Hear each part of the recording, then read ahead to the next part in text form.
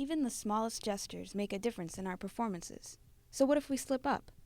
Remember figure A and figure B? To summarize, A asks B out to lunch. B doesn't want to go, so B lies and says they're not hungry. At the same moment, B's stomach makes a noise. B's performance has been disrupted.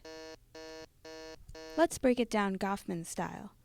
B doesn't want this conversation to extend into lunch, and wants to decline figure A's offer without offending figure A.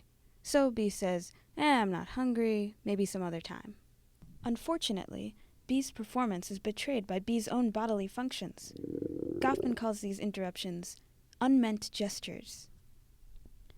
These seemingly small moments can have a disastrous effect on an entire performance. Now let's think about unmeant gestures in the context of Brendan's story.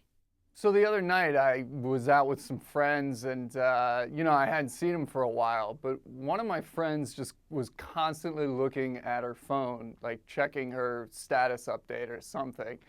We haven't seen each other for a while and we're trying to catch up, so are you here for me or what's the deal? I don't get that.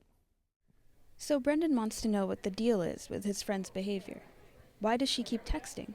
Would she rather be somewhere else? Brendan is noticeably angry. Why are they even friends if she would rather be on her phone? Brendan's friend has sabotaged her performance with an unmeant gesture. The compulsion to look down at her phone is just as damning as figure B's stomach noises. It doesn't really matter what Brendan's friend is doing on the phone. She could be talking someone through a surgery, or making an important trade for her fantasy football team. Unless she explains this to Brendan, all he sees is her lack of interest in what he's been up to lately. Goffman wrote that when we interpret someone's performance, we expect it to be unique and personal.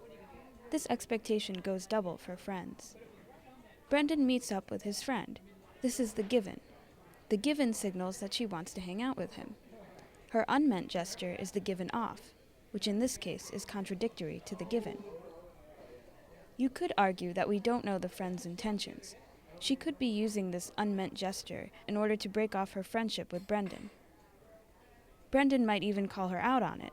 It's not like she's a stranger on the metro. They're friends, so Brendan shouldn't feel like he has to politely ignore his friend's behavior.